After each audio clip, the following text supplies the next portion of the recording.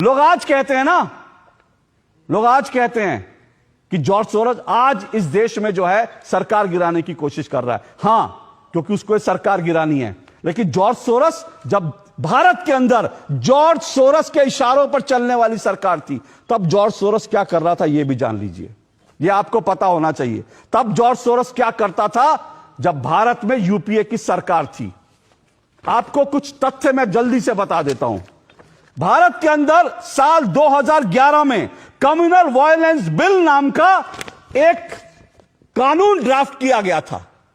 और आज मैं इस बात को डंके की चोट पर कह रहा हूं, इस बिल को जिन्होंने ड्राफ्ट किया उसमें 32 लोग थे।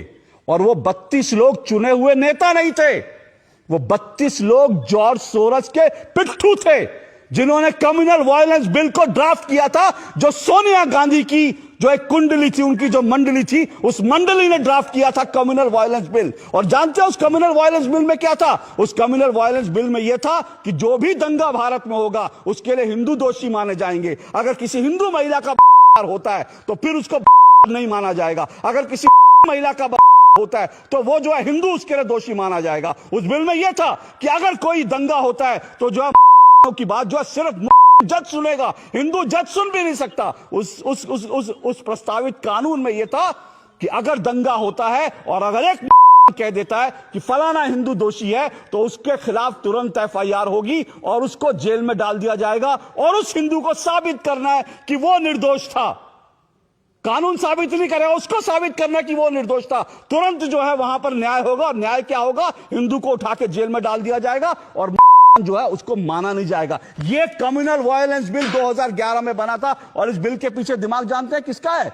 इस बिल के पीछे उन 32 लोगों का दिमाग था जो जॉर्ज सोरोस के थे। सोनिया गांधी टॉप पे थी और इस बिल बनाने वालों में हर्ष मंदार शामिल था। और वह हर्ष मंदार कौन है? वो जॉर्ज सोरोस का आदमी है। ये वही हर्ष मंदार है दिल्ली में, दिल्ली के अंदर जिसके जो चिल्ड्रंस होम थे उस पर छापा पड़ा था, उसमें छोटे छोटे बच्चों का कन्वर्जन हो रहा था। आज भी वो केस चल रहा है। यह था जॉर्ज सोरोस का पूरा। और इसीलिए इस जॉर्ज सोरोस के इशारे पर राहुल गांधी कहते हैं हिंदू हिंसक होता है, संसद के अंदर कहते हैं हिंदू हिंसक होता है, क्योंकि जॉर्ज सोरोस ने को हर दंगे का जिम्मेदार ठहराने की उसने पटकथा लिख दी थी, जिस पर दस्तखत सोनिया गांधी के थे, जिस पर दस्तखत डॉक्टर मनमोहन सिंह के थे। और सुनना चाहते हैं डॉक्टर मनमोहन सिंह के दस्तखत क्यों थे? मेरे हाथ में एक तस्वीर है, ये डॉक्टर मनमोहन सिंह की बेटी की तस्वीर है। और ये ओपन सोसाइटी के, मैंने उससे उसकी ओपन सोसाइटी के जो उसका जो वेबसाइट है वहां से है।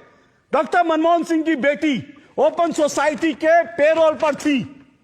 समझिए, अगर हिंदू अब भी नहीं समझना चाहता, अगर इस देश में लोगों की अब भी आंखें खुली नहीं खुली हैं, तो फिर इस देश का जो होगा वो आप लोग। मनमोहन सिंह की बेटी सोनिया गांधी, राहुल गांधी हिंदुओं को हिंसक ठहराने की, हिंदुओं को दंगाई ठहराने की जो साजिश 2011 से रच रहे थे भारत के खिलाफ, भारत के हिंदुओं के खिलाफ, वो साजिश क्या थी?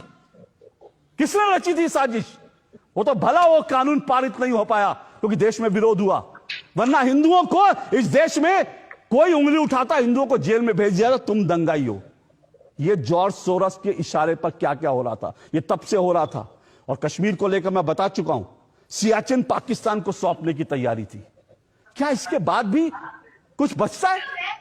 मैं फिर कह रहा हूं, हो सकता है निशिकांत दुबे के आरोप जो हैं उनमें कुछ पेच हो, उनमें कुछ गलत बात हो, लेकिन एक बार तो आप कहिए, एक बार तो कहिए आरोप गलत है। क्या ये वेबसाइट गलत है कि वेबसाइट से जो तस्वीरें आई